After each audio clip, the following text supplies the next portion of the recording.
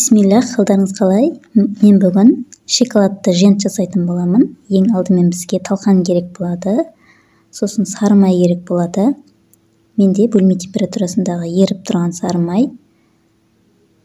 Содан кейін қант саласыздар.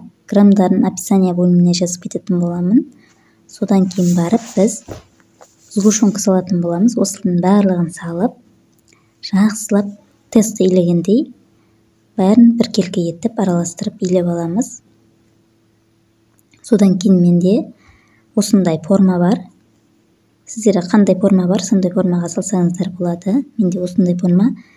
Енді кезекте осы формаға орналастыратын боламыз. Жасалу жолы өте қарапайым және тез дайындалады. Осы формаға барлығын жақсылап орналастырып, мен холодильникке 1 сағатқа қойып аламын. Кішкене болса да қатып тұрады. Содан кейін барып біз шоколадын дайындайтын боламыз. Сол 1 сағат көлемінде қатқанша. Шоколадты өздеріңіз қандай түрін қолданамын десеңіздер де өздеріңіз білесіздер. Егер де клиентке жасайтын болсаңыздар, Калибауттың шоколадын пайдаланған дұрыс. Менде глазур шоколады. Енді мен шоколадымды осы қайнап тұрған суға осылай пакетке салып ертіп алдым.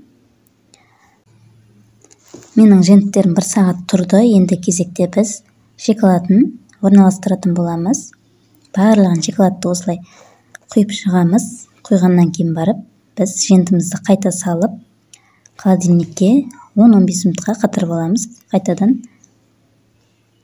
осылай барлығын жақсылап орналастырасыздар. Тез орналастырмасаңыздар, біздің шоколадымыз қатып қалатын болады. Айта кететін жайт, қыздар, менің каналыма тіркелмеген болсаңыздар, міндетті түрде тіркеліп қараңыздар. Және де менің каналымда әртүрлі рецептілерді таба аласыздар.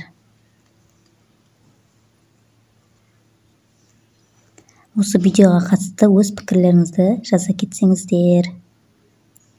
Және менде осындай ақ шоколадқа әртүрлі түсті бояу қоссаңыздар болады.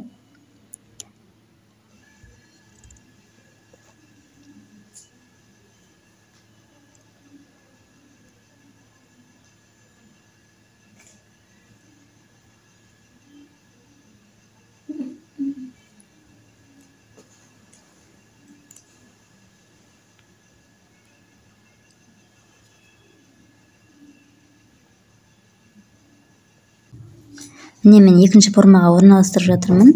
Менде розовый түс болды. Манағы ақ шоколадқа розовый түс қостым. Жақсылап араластырып, осылай формаға құятын боламын.